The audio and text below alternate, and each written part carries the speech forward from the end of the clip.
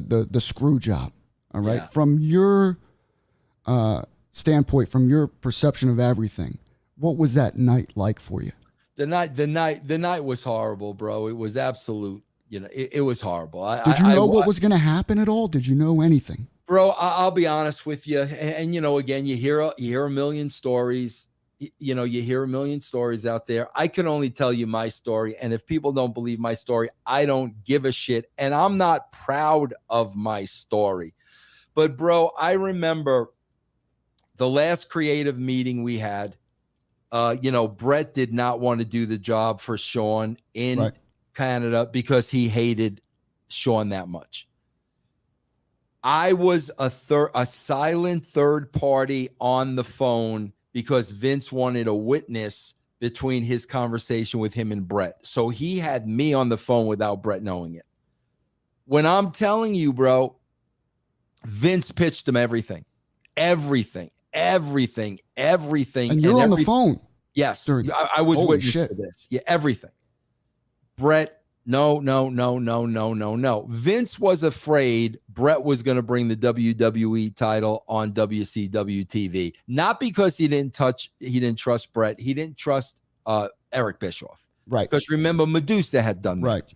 That was the last thing Vince wanted.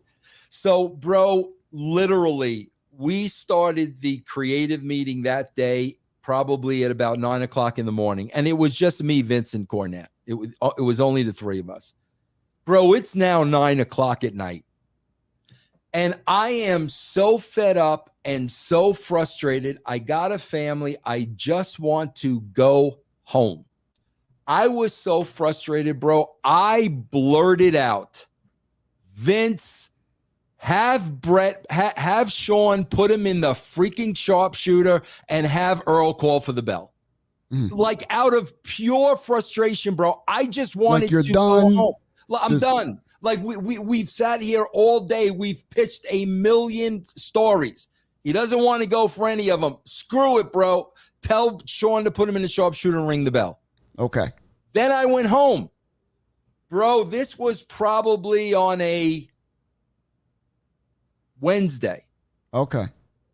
Bro, from Wednesday to Sunday, Vince is having no contact with me. Now, did you find that odd? I did find that odd, but I kind of knew in my mind that whatever he was going to do, Vince was trying to protect me as the writer, and he was going to take responsibility.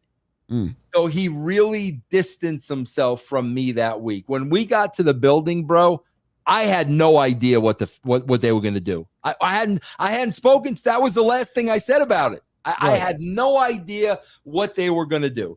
Who Vince met with and, who said what, I have no idea. I wasn't a part of that. Did you talk to Brett at all or anything? Not at all. Did you see the camera crew? Because I think they were filming that. Yeah, they were. Yeah. But I was not involved with the match at all that day. I was not involved in it. I didn't know what was going to go on. So I'm sitting at the gorilla position and I'm sitting next to Taker.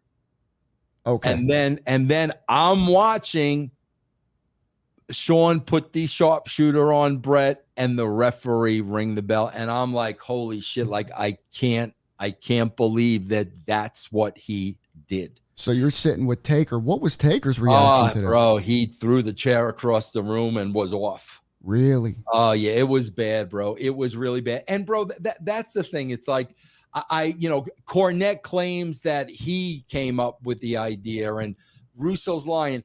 Bro, I'm not lying because I wish I never said it. I'm not taking credit for something like that. I hated that day.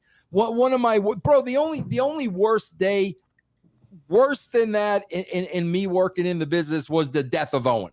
That was the only day. This was the worst day that I wish never, ever, ever happened. So the last thing in the world I'm going to do is walk around taking credit for it.